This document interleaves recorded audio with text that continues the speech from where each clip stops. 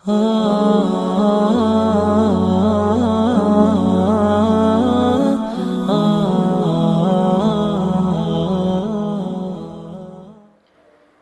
hamdalillah nahmaduhu wa nasta'inuhu wa nastaghfiruh wa na'udzu billahi min shururi anfusina min sayyiati a'malina may yahdihillahu fala mudilla lahu wa may yudlil fala hadiya lahu asyhadu an la ilaha illallah wahdahu la syarika lahu wa asyhadu anna Muhammadan abduhu wa rasuluh. Allahumma salli ala Muhammad wa ala ali Muhammad kama sallaita ala Ibrahim wa ala ali Ibrahim wa barik ala Muhammad wa ala ali Muhammad kama barakta ala Ibrahim wa ala ali Ibrahim fil alamin innaka Hamidum Majid. Qala Allah Ta'ala fil Qur'anil Karim, ya ayyuhalladzina amanu taqullaha haqqa tuqatih wa la tamutunna illa wa antum muslimun.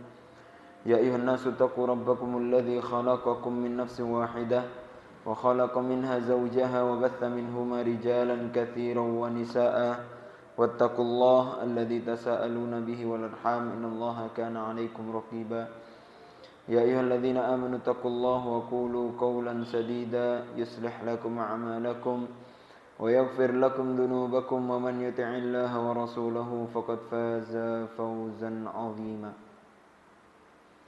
Amma ba'd, fa inna asdaqal hadithi kitabullah wa khairal hadi hadi Muhammadin sallallahu alaihi wasallam wa syarrul umuri muhdatsatuha wa kullu muhdatsatin bid'ah wa kullu bid'atin dhalalah wa kullu dhalalatin finnar. Ma'asyiral muslimin jamaah Masjid Al-Irsad, Yayasan Al-Irsad Tulung Agung yang insyaallah dimuliakan dan dirahmati oleh Allah Subhanahu wa taala. Alhamdulillah, dengan segala puji syukur kita kepada Allah Subhanahu wa taala, kita lanjutkan dengan salawat dan salam kepada Nabi besar kita Muhammad sallallahu alaihi wasallam. Insyaallah kita melanjutkan kajian kita tafsir ya Al-Qur'an sebagai pedoman hidup. Kita sampai di surat Al-Baqarah ayat yang ke-74. Setelah Allah Subhanahu wa taala menceritakan kepada kita tentang perintah Allah kepada bangsa Yahudi untuk mencarikan sapi ya untuk dikorbankan, disembelih, lalu salah satu bagian tubuhnya untuk apa? Untuk dipukulkan kepada orang yang terbunuh dari bangsa Yahudi agar apa? Agar dapat diketahui nanti yang meninggal itu, yang mati setelah dipukul dengan salah satu bagian sapi yang sudah dikorbankan itu, yang meninggal nanti mengatakan sebenarnya bahwasanya apa yang terjadi dan siapa pembunuhnya. Bahkan diriwayatkan dikatakan ya yang membunuhnya adalah keponakannya yang dia menginginkan warisan dari pamannya yang pamannya enggak punya anak. Gitu ya. Itu kisah yang kita kisahkan di pertemuan sebelumnya. Kemudian Allah Subhanahu wa taala berfirman di dalam surat Al-Baqarah ayat yang ke-74, "Tsumma qasat qulubukum min ba'di dzalika fahiya kal hijarati aw ashaddu qaswah." Kemudian qasat qulubukum, kemudian hati kalian keras, hati kalian menjadi keras, mim ba'di dzalika, setelah itu, fahiya kal hijarah, dia kerasnya seperti batu. Yang mana Allah Ta'ala memperumpamakan sesuatu kekerasan keras ya. Allah Ta'ala contohkan dengan sesuatu yang terlihat atau syai' mahsus, sesuatu yang bisa kita terka, agar kita bisa membandingkan dan kita bisa mempelajari sekeras itulah. Kalau batu sama besi itu lebih keras batu karena besi dipanaskan dengan api ya, meleleh. Kalau batu kuat, itu ya. Maka ini sekeras itu, sekeras hati mereka, hati orang-orang Bani Israel itu sekeras itu. Para ulama di sini ada yang berpendapat bahwasanya kenapa kok keras?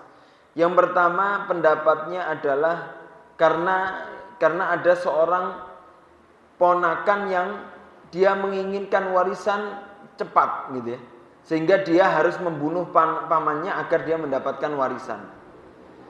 Sehingga orang-orang yang demikian ini orang-orang yang punya hati keras. Lalu dia membunuh demi mendapatkan warisan. Ini pendapat pertama. Karena contoh yang paling dekat yaitu itu dengan ayat ini. Yang kedua lebih umum. Kerasnya Bani Israel itu karena sudah kita pelajari kemarin, yang mana Bani Israel itu banyak kisah-kisah yang dia diajak oleh Nabi Musa alaihissalam tapi dia tidak mau mengikuti. Gitu ya. Nabi Musa sudah menunjukkan mukjizatnya untuk membelah lautan. Sudah bisa memukulkan dengan tongkatnya ke batu dan keluar mata air. Dengan tongkatnya bisa mengalahkan sihir-sihir yang terkenal, yang terhebat di kota Mesir. Mukjizatnya Nabi Musa. Bahkan sudah banyak kejadian atau tanda kebesaran Allah Subhanahu wa taala yang Allah taala sudah tampakkan ke mereka. Tapi apalah daya ketika hidayah tidak menghampirinya, maka mereka tidak mendapatkan apa-apa gitu. Mereka tidak mengimani, bahkan menginginkan kebenaran dari Nabi Musa mereka tidak. Bahkan mereka mendustakan apa yang dibawakan oleh Nabi Musa alaihissalam. Maka karena itulah hati-hati yang tidak bisa ditancapkan hidayah di dalamnya, maka dia hati-hati yang keras. Hati yang keras. Bahkan kerasnya dibandingkan oleh Allah fahiya kal hijarah, seperti kerasnya batu. Bahkan Allah Ta'ala mengatakan au asyaddu qaswa. Allah Ta'ala berfirman fahiya kal hijarah, seperti batu, au asyaddu qaswa, atau lebih. Au di sini maknanya bahkan. Seperti batu, bahkan lebih keras daripada batu. Yang mana Allah Ta'ala mengatakan wa inna minal hijarati lama yatafajjaru minhul anhar. Padahal ada dari batu itu yang batu itu keras, tapi batu itu bisa mengeluarkan air. Ada batu itu yang terteteskan dengan air, lalu dia pecah, lalu mengeluarkan air. Mungkin seperti di pegunungan. Terus keluar mata air dari batu. Wa inna minha lama yashaqqaqu fayakhruju minhul ma. Ada pula batu-batu yang terbelah lalu keluar mata air. Yang pertama itu lama yatafajjaru minhul anhar, itu batu yang keras terpecah lalu keluar sungai di situ. Atau batu yang di sungai tersiram atau terkena arus sungai yang kuat lalu lama-lama bisa pecah-pecah. Batu saja bisa pecah dengan tetesan air. Ada yang mengeluarkan mata air. Wa inna minha lama yahbitu min khasyatillah. Bahkan ada yang batu itu yahbit, dia jatuh karena takut kepada Allah Subhanahu wa taala. Batu itu jatuh karena takut. Ada para ulama yang mengatakan ini cuman makna majaz, makna sebagai perumpamaan saja. Kalau batu yang kuat saja dia bisa takut kepada Allah. Tapi apakah secara fisik batu itu bisa takut? Karena beberapa para ulama juga berpendapat betul, emang beberapa batu itu Allah Ta'ala takdirkan mempunyai rasa untuk takut kepada Allah Subhanahu wa taala. Banyak ayat-ayat yang mendukung itu dan dalil-dalil. Salah satunya Allah Ta'ala berfirman lau anzalna hadzal Qur'an ala jabalin la ra'aitahu khashi'an mutasaddian min khasyatillah. Gunung itu kalau Allah Ta'ala turunkan wahyu kepadanya, gunung itu bisa bergoncang dan pecah. Ini karena apa? Karena khasyi'an, karena takut kepada Allah Subhanahu wa taala. Lalu gunung Uhud juga pernah suatu saat Rasulullah juga pernah bersabda, ini gunung Uhud adalah gunung yang mana kita mencintai dan Uhud juga mencintai kita. Nuhibbuhu wa yuhibbuna. Gunung Uhud adalah gunung yang kita cintai dan dia mencintai kita. Artinya punya rasa gunung itu. Rasulullah juga pernah ketika suatu saat beliau berdiri di atas gunung Uhud dengan sahabat Abu Bakar dan Umar dan Utsman. Ya, lalu gunung itu goncang dan Rasulullah mengatakan uskun atau usbut, diamlah, tenanglah wahai Uhud, fa inna 'alaika nabiyyun wa siddiqun wa syahidain. Sesungguhnya di atas kamu ada seorang nabi, seorang siddiq yaitu Abu Bakar dan seorang syahidain. Orang yang terbunuh mati syahid yaitu Umar dan Utsman. Gitu ya. Itu menunjukkan bahwasanya benda-benda yang Allah Ta'ala ciptakan juga bisa takut kepada Allah Subhanahu Wa Ta'ala. Bahkan mereka takut nih, mereka bertasbih kepada Allah Subhanahu Wa Ta'ala. Salah satu contohnya juga ketika Nabi ya di akhir hayatnya di Masjid Nabawi, biasanya Nabi itu kalau khutbah di samping pohon. Lalu ketika di akhir hayat ada perempuan Ansor yang menawarkan kepada Nabi karena budaknya itu bisa bikin mimbar, bikin tempat podium untuk khutbah seperti itu. Maka Nabi ditawarkan, oleh Nabi mengiyakan, lalu dibuatkan dengan 3 anak tangga. Ketika itu akhirnya Nabi dakwah di atas podium.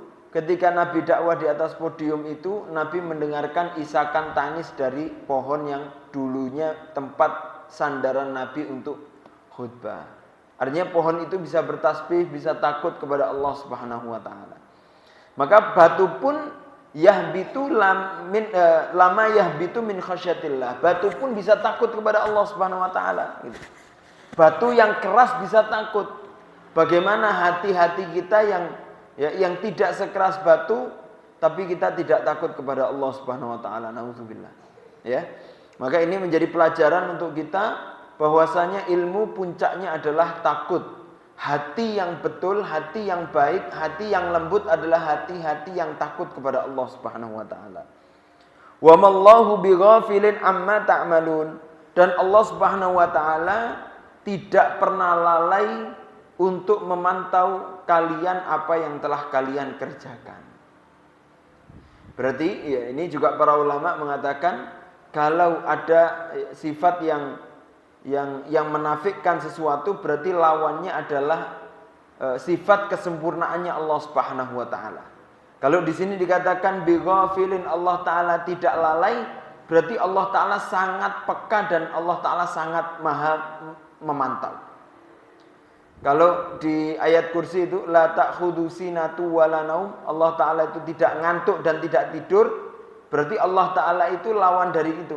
Berarti Allah Ta'ala itu qayyum, Allah Ta'ala itu tegak, Allah Ta'ala itu ya, Allah Ta'ala maha berdiri seperti itu. Ya, tidak ngantuk sama sekali. Baik. Kemudian Allah Subhanahu wa taala berfirman, "Afatatma'una ayyuminu lakum wa qad kana fariqum minhum yasma'una kalamallah tsumma yuharrifunah." Lalu Allah Ta'ala mengatakan, afatat ma'una, apakah kamu tamak wahai umat muslim? Apakah kamu menginginkan betul-betul wahai orang-orang muslim, ya, umatnya Nabi Muhammad, ayyuminu lakum, ya, kalian tamak menghendaki mereka untuk beriman seperti kalian. Siapa mereka? Wa qad kana fariqum minhum yasma'una kalamallahi tsumma yuharrifuna. Padahal sebagian di antara mereka, ya, kalian wahai muslim, kalian menginginkan keislaman orang-orang Yahudi itu, gitu. Menginginkan keislaman orang-orang Yahudi itu. Padahal sebagian di antara mereka itu ada yang langsung mendengarkan kalam Allah, mereka mengetahui tentang wahyu Allah Taurat, tapi mereka tidak mengimani, bahkan mereka menggantikan dengan yang lain. Ya, mereka bikin yuharrifunahu, mereka mentahrif kalimat Allah Subhanahu wa taala. Ini salah satunya adalah karena sahabat Ansor itu ada yang sebelumnya telah bertahalluf atau mereka sudah menjadi sekutu baik dengan orang-orang Yahudi. Contohnya Bani Khazraj itu mereka adalah teman baiknya dari Bani Qainuqa. Terus suku Aus itu teman baiknya dari Bani Quraidah. Sehingga ketika mereka mendapatkan keislaman itu, mereka juga mengharapkan temannya Bani Qainuqa sama Bani Quraidah itu juga Islam juga. Gitu. untuk memeluk Islam sebagaimana mereka memeluk Islam. Tetapi Allah Ta'ala mengatakan bangsa Yahudi ini bangsa yang beda gitu. Karena hati mereka keras.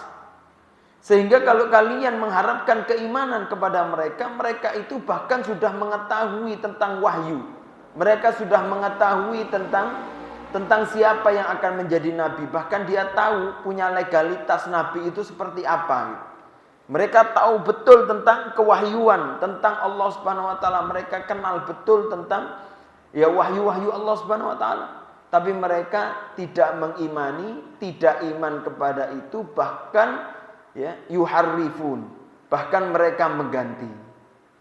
Ya, diganti sama mereka dengan syariat-syariat yang mereka ingin buat sendiri gitu. Ini Ibnu Abbas mengatakan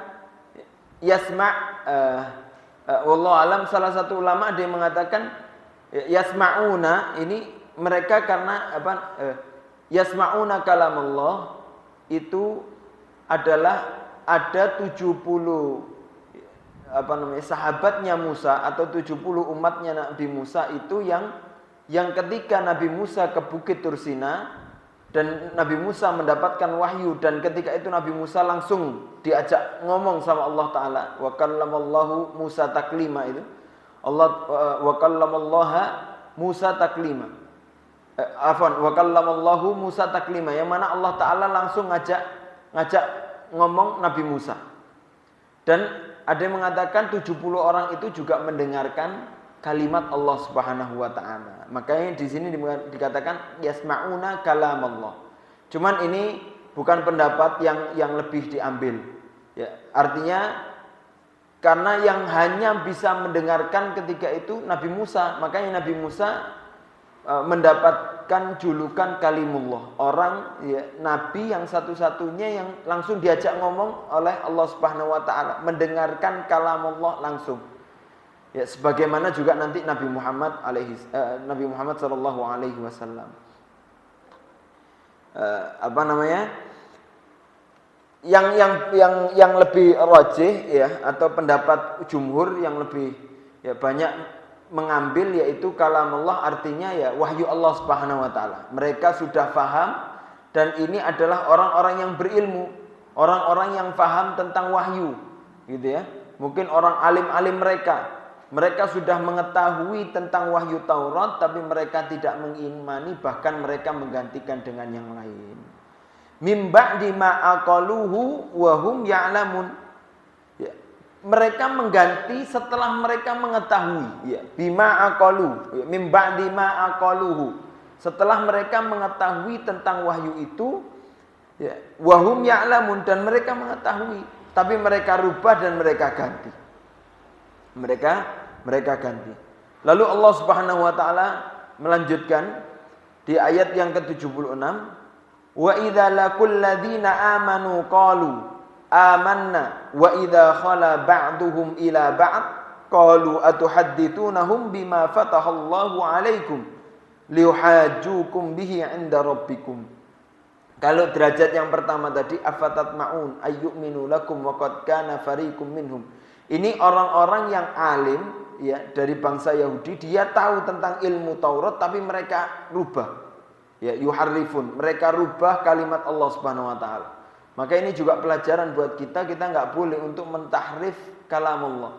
Enggak boleh ayat Allah kita rubah, enggak boleh kalimat Allah kita modif agar sesuai dengan apa yang kita inginkan, kita gabungkan dengan yang lain biar cocok dengan apa yang kita inginkan, tidak. Ya, maka Imam Syafi'i mengatakan, ambil dalil, yakini, maka kamu akan selamat.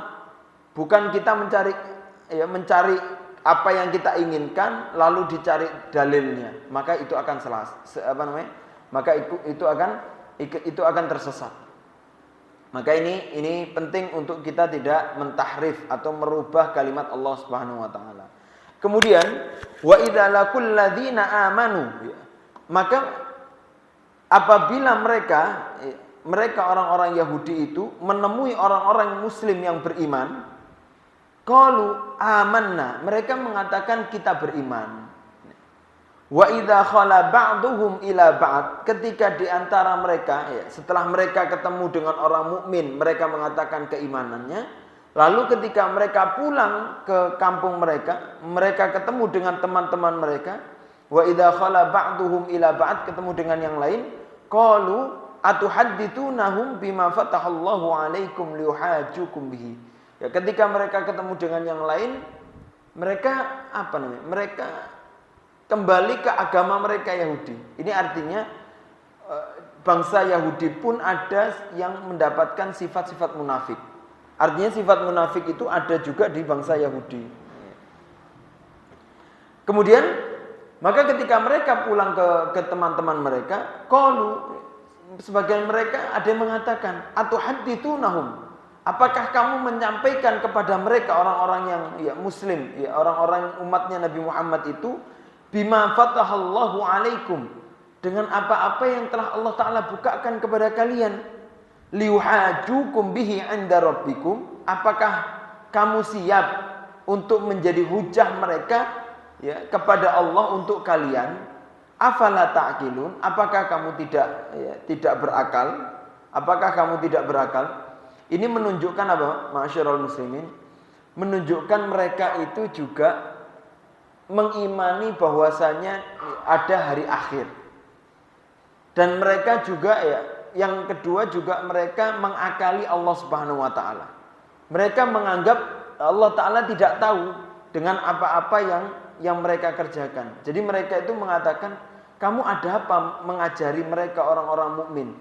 Ada apa kamu memberikan sesuatu yang Allah Ta'ala telah bukakan, Allah Ta'ala telah ajarkan kepada kamu, tapi kamu kasih tahu kepada orang mukmin? Kalau mereka umat mukmin tahu tentang keilmuan kalian, maka mereka akan menjadikan itu hujah di depan Allah Subhanahu wa taala di akhirat kelak gitu.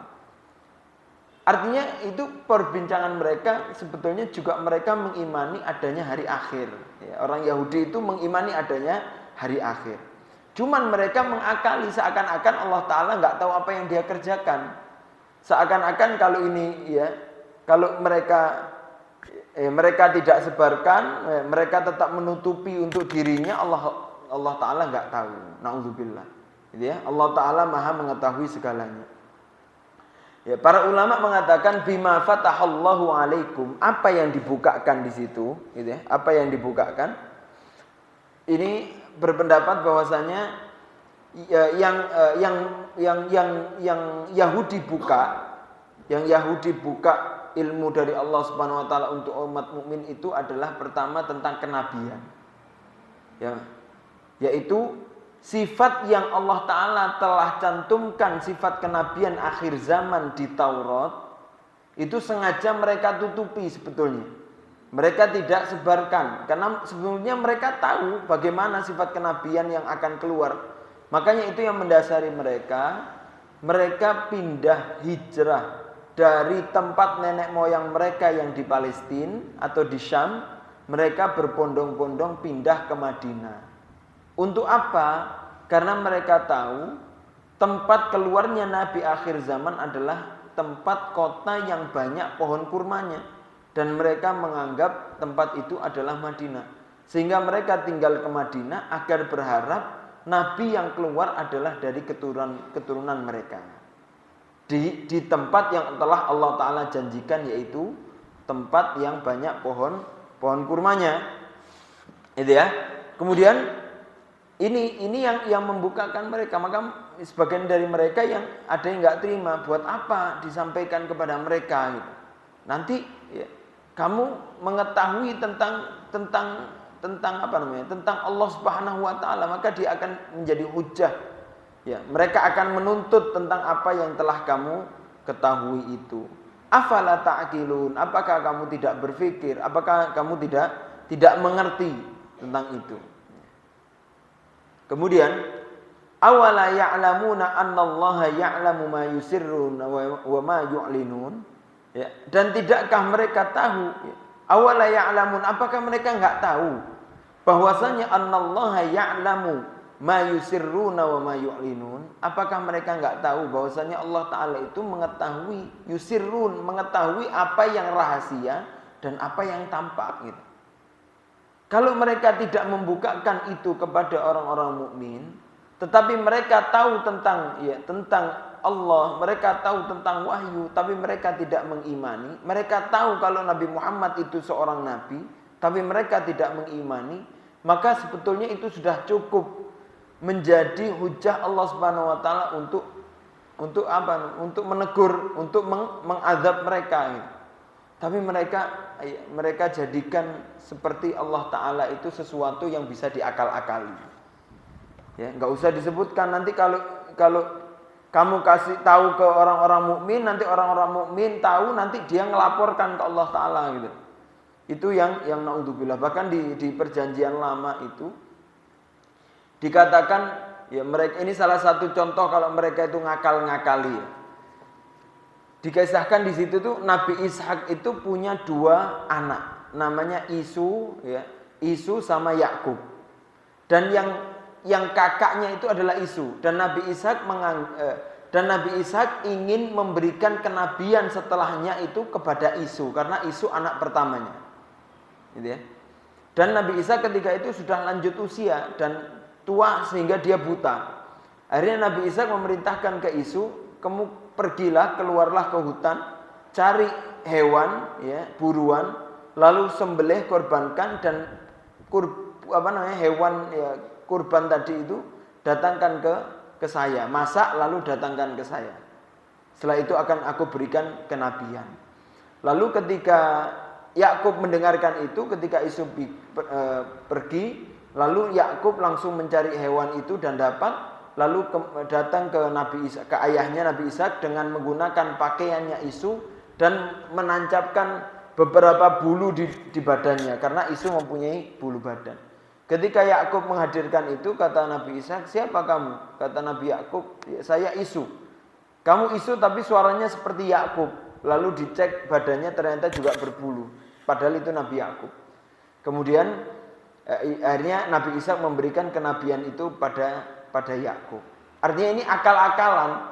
Bagaimana kenabian bisa, ya, kenabian itu yang mengutus, yang memberikan Allah Subhanahu wa taala. Tapi di situ dianggap yang memberikan adalah Nabi Ishak yang pertama. Yang kedua, bagaimana kenabian yang mulia ini ya hanya dipilih dengan akal-akalan seperti itu, bukan betul-betul dari wahyu Allah Subhanahu wa taala. Ini yang disampaikan dalam perjanjian lama kalau nggak salah.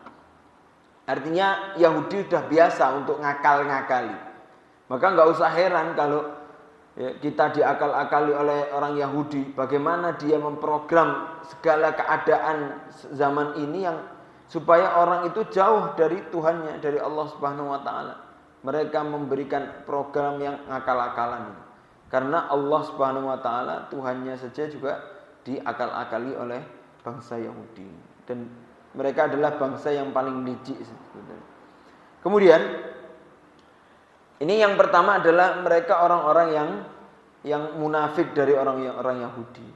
Kemudian di ayat yang ke-78, "Wa minhum ummiyuna la ya'lamunal kitaba illa amaniya wa inhum illa yadhunnun." Dan sebagian dari mereka ada yang ummiyun. Ya, sebagian dari mereka ada yang ummi, yang tidak bisa membaca. Ya, dan bisa membaca. Kenapa disebutkan ummi? Ummi itu kan artinya ibu. Jadi orang yang nggak bisa baca itu namanya ummi. Seperti anak yang baru lahir dari ibunya yang nggak bisa baca.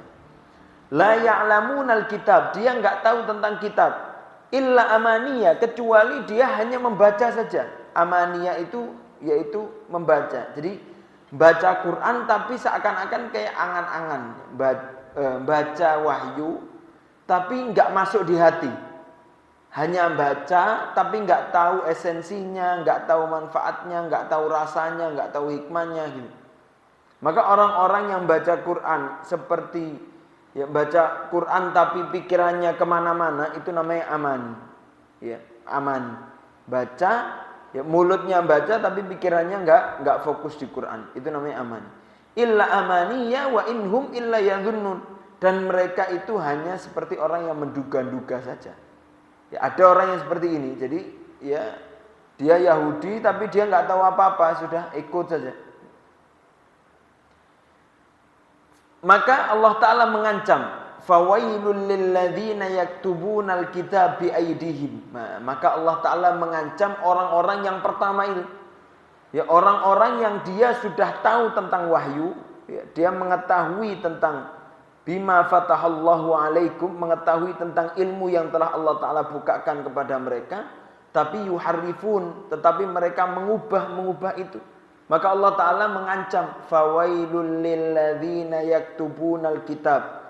Maka celaka bagi mereka yang menulis Alkitab biaidihim, dengan tangan-tangan mereka sendiri, dengan ulah-ulah mereka sendiri.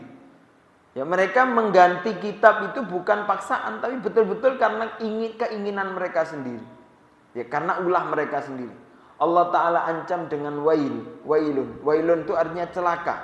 Tapi para ulama ada yang mengatakan wailun itu adalah salah satu gunung di neraka, namanya wailun. Ada yang mengatakan wailun itu lembah di neraka. Ada yang mengatakan wailun itu gunung yang isinya nanah di neraka. Artinya wailun ini ancaman untuk masuk neraka. Na'udzubillah. Fawailul lilladzina yaktubunal kitaba biaidihim. Maka celaka bagi orang-orang yang menulis kitab dengan tangannya sendiri. Tsumma yaquluna hadza min indillah. Sudah dibuat-buat sendiri, lalu dia mengatasnamakan kitab ini, tulisan ini dari Allah Subhanahu wa Ta'ala. Na'udzubillah. Yang tadinya murni dari Allah, lalu mereka buat, mereka ganti. Maka ketika mereka ganti itu bukan dari Allah Subhanahu wa Ta'ala gitu. Maka ini jadi pelajaran untuk kita. Artinya kita tidak boleh, haram hukumnya, mengganti apa yang menjadi dalil dari Allah, ya. Mengganti kalimat ayat Allah. Dan juga mengganti hadis Rasulullah SAW, karena hadis Rasulullah itu juga kemauan dari Allah Subhanahu Wa Taala. Kan wa ma yantiqu anil hawa in huwa illa wahyu yuha. Apa yang diucapkan oleh Nabi semuanya adalah wahyu. Maka Quran wahyu, hadis wahyu, gitu ya.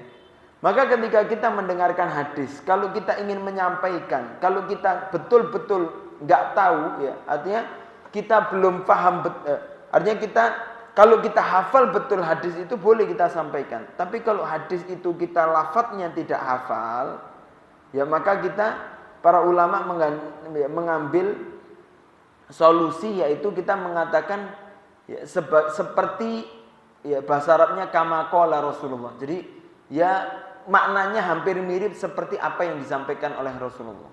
Jadi kita nggak boleh membuat kira-kira ini Rasulullah yang mengatakan, padahal kita belum tahu persis. Atau kita malah membuat sesuatu yang padahal Rasulullah tidak sampaikan. Maka itu malah mendapatkan ancaman yang na'udzubillah, yang Rasulullah mengatakan, man kadzdzaba alayya muta'ammidan falyatabawa maq'adahu minan nar. Barang siapa yang berdusta atas namaku, ya, membuat kalimat seakan-akan hadza kalamullah, atau membuat kalimat mengatakan hadza kalam Rasulullah, ini ucapannya Allah dan Rasulnya, padahal itu ucapan kita, ya, tanpa ada dalil, maka ini ya ancaman berat bagi mereka. Ini enggak boleh, ya. Tsumma yaquluna hadza min indillah, sebagaimana mereka, ya, Taurat dan Injil tidak ada yang murni, mereka mengatakan ini dari Allah padahal bukan, ini buatan mereka. Untuk apa mereka itu semuanya? Tidak lain hanya ingin mendapatkan posisi di dunia. Tidak lain hanya ingin mendapatkan kenikmatan sesaat dunia. Tidak lain hanya ingin mendapatkan keuntungan di dunia. Allah Ta'ala mengatakan liyashtaru bihi thamanan qalila, agar mereka dapat dibeli dengan biaya-biaya yang kecil. Padahal mereka mendapatkan, kalau dihitung dengan kekayaan dunia, mendapatkan keuntungan yang besar. Mereka ingin mendapatkan posisi yang tinggi, ya, dengan apa yang dia inginkan, lalu di otak-atik sama mereka, ya, ayat Quran itu, lalu dia berikan sebagai fatwa, dia berikan sebagai dianggap ini wahyu Allah. Lalu dia mendapatkan posisi, mendapatkan kedudukan yang tinggi, mendapatkan kekayaan yang besar, ya, bangsa Yahudi di dunia ini. Tapi Allah Ta'ala mengatakan itu hanya thamanan qalila, itu hanya sedikit. Karena dibandingkan akhirat, dunia tidak ada apa-apanya, ya. Karena dunia ini hanya seperti orang yang singgah.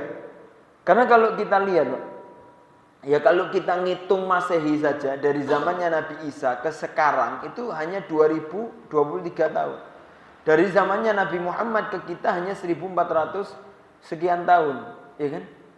Itu Nabi Isa anggaplah 2023. Nabi Isa sebelumnya ada berapa ribu tahun sampai zamannya Nabi Adam. Artinya umur bumi ini udah ribuan tahun. Tapi umur kita nggak ada yang sampai 1000 itu. Umur kita mungkin 10% nggak ada. Mungkin 100 apa namanya? 10% atau 100/100. Atau 1% aja nggak ada. Atau 0,1% nggak ada.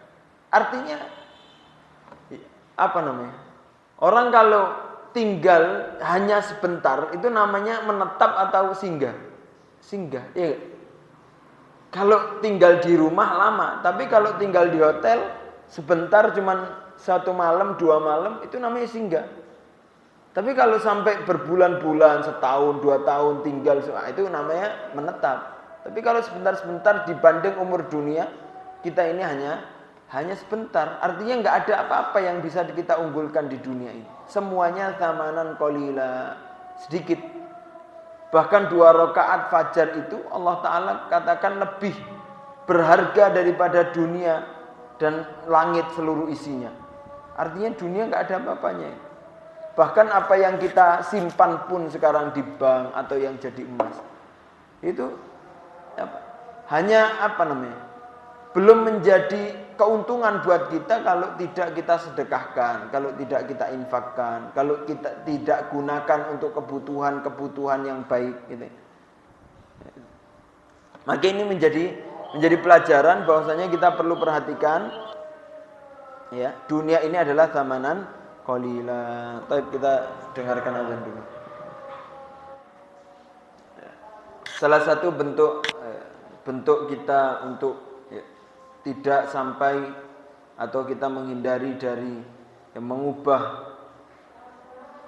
syariat Allah, maka kalau kita pahami bahwasanya kalamullah, apa yang disampaikan oleh Allah dan apa yang disampaikan oleh Nabi, pasti setiap kalam itu punya murad, ya, punya keinginan atau punya tujuan dari ucapan atau dari sesuatu yang telah disampaikan itu. Berarti juga kita perlu untuk menyatukan apa yang kita inginkan itu harus sesuai dengan apa yang diinginkan oleh Allah Ta'ala dan Rasulnya. Biar apa? Biar kita mendapatkan taufik, mendapatkan pertemuan antara apa yang kita inginkan dengan diinginkan oleh Allah Subhanahu wa Ta'ala. Itu agar kita lebih selamat. Kalau kita ingin, artinya dunia kalau kita inginkan lalu kita menggunakan apa yang kita inginkan tanpa yang diinginkan oleh Allah Subhanahu wa Ta'ala, maka sejatinya tidak akan mendapatkan keberkahan. Bahkan uang sebesar apapun yang kita miliki, kalau tidak digunakan dengan baik, maka itu tamanan qalila, sedikit, nggak ada manfaatnya, nggak akan ada keuntungan yang dia dapat. Ketika dia meninggal, maka uang itu akan hilang begitu saja. Bakal pasti habis gitu ya. Maka harta-harta yang untung adalah harta yang bisa kita bawa di akhirat kelak. Itu insya Allah. Sebagaimana Rasulullah SAW mengatakan, ketika meninggal anak cucu Adam, maka semuanya terputus kecuali 3. Salah satunya adalah sedekah jariyah, sedekah yang mengalir. Harta yang kita sedekahkan. Infak itu kan sedekah. Apa yang kita berikan kepada keluarga kita, apa yang kita berikan untuk makanan keluarga kita, semuanya sedekah dan itu semuanya akan kita panen pahalanya di akhirat kelak. Apa yang kita berikan ke tetangga, apa yang kita berikan kepada orang-orang yang kita kenal, para fakir miskin yang kita hadiahkan, kita sedekahkan, maka itu akan menjadi pahala, menjadi harta kita nanti di akhirat kelak. Kemudian fawailul lahum mimma katabat aydihim wa wailul lahum mimma yaksibun. Allah Ta'ala ancam terus ini mereka. Fawailun, maka celaka bagi mereka, mimma katabat aydihim, Ya pertama mereka celaka karena mereka mengganti kalimat Allah dengan yang lain, dengan apa yang dia tulis. Ya, diganti dengan keinginan dia. Ini mereka mendapatkan kecelakaan, lalu dijual dengan harta yang sedikit. Ya. Bukan dijual murah ya, tapi berapapun harganya kalau cuman untuk dunia maka itu tetap murah. Meskipun dibeli dengan kekayaan dunia seisinya. Yang kedua, kecelakaan bagi mereka karena mereka telah membuat itu sendiri. Mimma katabat aidihim, apa yang telah ditulis dengan tangannya, maka itu celaka. Yang ketiga, wa wailul lahum mimma yaksibun, dan kecelakaan juga bagi mereka karena mereka telah mengupayakan itu. Mereka mengganti, hanya ingin mendapatkan kedudukan, mengganti wahyu Allah, maka dia celaka. Mereka mengganti dengan tangan mereka sendiri, mereka celaka. Dan mereka mengupayakan itu juga mereka mendapatkan kecelakaan dari Allah Subhanahu wa taala. Na'udzubillah. Ya. Maka jangan sampai ini kita ulangi. Ini ancaman berat bagi orang-orang Yahudi, maka kita jangan sampai mengulangi itu. Na'udzubillah. Apalagi kalau ditanya tentang hukum, tentang dalil, maka itu harus lebih berhati-hati. Karena takutnya kalau sekedar sejarah cerita itu mungkin ya. Tapi kalau masalah hukum halal haram ini sensitif. Karena para ulama untuk menghukumi haram sesuatu, untuk menghalalkan sesuatu itu pelajarannya panjang gitu. Artinya banyak harus ada namanya jam'ul hadis, mengumpulkan hadis-hadis Nabi. Kecuali yang hukumnya sudah wadih, ijma' ulama. Seperti mencuri itu sudah ijma'. Ya, hukum mencuri itu haram, hukum zina haram itu jelas. Tapi ada hukum-hukum itu yang butuh ijtihad para ulama. Ya, ada yang ulama harus mengumpulkan semua hadis, dikumpulkan di jam'ul hadis, lalu dilihat pertemuannya di mana, yang bagaimana, baru dihukumi terakhirnya. Ini artinya tentang hukum halal dan haram ini tidak mudah, butuh ada pelajarannya, butuh ilmu.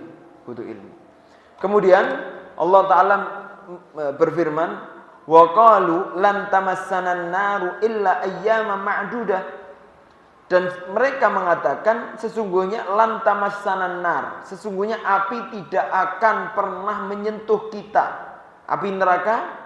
Ya kan kita sampaikan bahwasanya mereka mengimani hari akhir, sehingga mereka juga mengimani kalau mereka akan sampai di yaumil kiamah nanti. Tapi mereka mengatakan sesungguhnya api itu tidak akan pernah sampai menyentuh kita kecuali illa ayyaman ma'dudah, hanya waktu-waktu sedikit saja, waktu-waktu terbatas. Maka para ulama ada yang mengatakan hanya 40 hari saja yang mereka anggap itu. Maka mereka, ya enggak apa-apa kita masuk neraka, paling cuma 40 hari kemudian kita dimasukkan surga. Na'udzubillah, ya kan? Padahal sesuatu yang tidak mengenakkan itu pasti pasti terasa lama. Bahkan kita saja kalau di bawah terik matahari itu waktu terasa pelan, ya, terasa lama waktu itu. Bahkan apalagi naudzubillah ketika di neraka mungkin satu hari rasanya ribuan tahun. Karena setiap detiknya, setiap saatnya semuanya penyiksaan dari Allah Subhanahu wa taala. Maka 40 hari bukan suatu yang menjadi kebanggaan cuma sebentar. Bahkan kalau bisa jangan sampai naudzubillah kita mencium baunya neraka saja, naudzubillah. Karena mencium baunya saja sudah azab. Ya, orang yang kena panas matahari terik di siang hari itu termasuk dari faid jahannam. Orang yang sakit panas gak enak itu juga termasuk dari faid jahannam. Dari percikan api neraka itu sedikit saja kita udah gak nikmat itu. Apalagi kita mendapat, ya, naudzubillah. Mereka menganggap kita cuma sebentar. Dan ini ya ada ya dan pemahaman ini ada yang mengatakan sampai sekarang orang Yahudi tetap ya, mengimani bahwasanya mereka masuk surga hanya sebentar. Qul attakhadtum indallahi ahdan falan yukhlifallahu ahda. Maka katakanlah saja, sudahkah kamu menerima janji dari Allah Subhanahu wa taala? Falan yukhlifallahu ahda. Kamu kan sudah mendapatkan janji dari Allah. Kalau kamu berbuat maksiat, kamu berbuat merubah kalimat Allah, kamu bersyirik kepada Allah, kamu nggak iman kepada nabinya, nggak iman kepada Allah, maka ancamannya neraka. Dan bukan cuma 40 hari itu. Itu kan sudah janji Allah sudah diberikan kepada kamu. Falan yukhlifallahu ahda, maka Allah Ta'ala nggak mungkin untuk menyelisih janjinya. Maka kamu nggak mungkin diazab sama Allah hanya cuma 40 hari. Otomatis lebih daripada itu. Am taquluna 'alallahi ma la ta'lamun. Apakah kamu mengucapkan sesuatu yang kamu nggak ketahui? Ya, kamu ada-adakan saja seakan-akan kamu mengatakan kita masuk neraka hanya 40 hari. Apakah itu dari Allah yang kamu selisihi? Apa kamu buat-buat itu? Naudzubillah. Bala man kasaba sayyi'atan wa ahatat bihi khati'atuhu faulaika ashabun nari hum fiha khalidun. Bahkan Allah Ta'ala sudah memberikan janji kepada mereka. Bukankah demikian yang Allah Ta'ala katakan ya? Man kasaba sayyi'atan. Ya, ini Allah Ta'ala katakan buat orang-orang Yahudi. Barang siapa yang berbuat sayyi'ah, berbuat keburukan, maksudnya keburukan kesyirikan kepada Allah. Wa ahatat bihi khati'atuhu, dan keburukan atau dosa-dosanya itu telah menenggelamkan dia. Ya, ini syariat mereka. Jadi kalau dosanya lebih banyak dari pahalanya, itu mereka tertenggelamkan dengan dosanya. Wa ahatat bihi khati'atuhu. Ya, dosa-dosanya menenggelamkan mereka, menyelimuti mereka. Faulaika ashabun nar, maka mereka adalah orang-orang penduduk neraka. Hum fiha khalidun, bahkan mereka selama-lamanya kekal di sana. Bukan hanya ayyama ma'dudah, bukan hanya waktu sebentar, bukan hanya pitung sama Allah, ya Allah ya cuma 40 hari saja karena kita adalah abnaullah wa ahibba. Ini apa yang disampaikan, dikatakan mereka, kita ini anak-anak Allah dan kasih Allah. Ini anggapan mereka, ya masuk neraka cuma sebentar, ya lah. Ya. Bukan karena ya, menganggap anak Allah atau kekasih Allah lalu Allah Ta'ala selamatkan, tidak. Tapi siapa yang paling bertakwa kepada Allah, siapa yang tidak syirik kepada Allah, siapa yang mentauhidkan Allah, itulah yang Allah Ta'ala selamatkan. Maka hati-hati kalau kita sekarang menganggap kita adalah ahibbaullah, kekasih Allah, tapi kita tidak iman dan tidak takwa kepada Allah Subhanahu wa Ta'ala, tidak menjalankan perintahnya. Bahkan kita syirik, membuat sesuatu, mengada-ada. Kita mengajak umat untuk sesuatu yang kita ada-ada sendiri, padahal tidak ada tuntunan dari Allah dan Rasulnya. Maka ini bahaya. Bahaya, ini artinya mengakal-akali Allah Subhanahu wa Ta'ala. Alhamdulillah. Yang terakhir, Allah Ta'ala berfirman, walladzina amanu wa amilus sholihat, tetapi orang-orang yang telah beriman dan amal soleh. Nah ini dua ini harus ada. Iman atau ilmu, yang kedua amal soleh, harus sejalan. Ilmu dan amal harus dikerjakan. Ulaika ashabul jannah, barang siapa yang mengilmui lalu mengamalkan atau mengamalkan dengan ilmunya, maka dia adalah penduduk surga. Hum fiha khalidun, dan mereka akan kekal di dalamnya. Ya, mungkin cukup sekian, semoga ini bermanfaat. Semoga kita menjadi hamba-hamba yang dapat mempelajari bahwasanya sejarah-sejarah yang Allah Ta'ala keluarkan di dalam Al-Qur'annya, yang mana yang kita pelajari tadi adalah sejarahnya bangsa Yahudi, itu menjadi pelajaran untuk kita, agar kita tidak mencontoh kepada mereka. Kalau kita mencontoh maka kita mendapatkan sama seperti mereka. Tapi kalau kita mencontoh untuk tidak mengerjakan seperti mereka, maka kita diselamatkan oleh Allah Subhanahu wa Ta'ala, karena telah mengikuti contoh yang telah Allah Ta'ala ya waspadai darinya. Jazakumullah khair, astaghfirukum, semoga bermanfaat. Subhanakallah bihamdika, asyhadu an la ilaha illa anta, astaghfiruka wa atubu ilaik. Akhiran dan alhamdulillah rabbil alamin. Wassalamualaikum warahmatullahi wabarakatuh.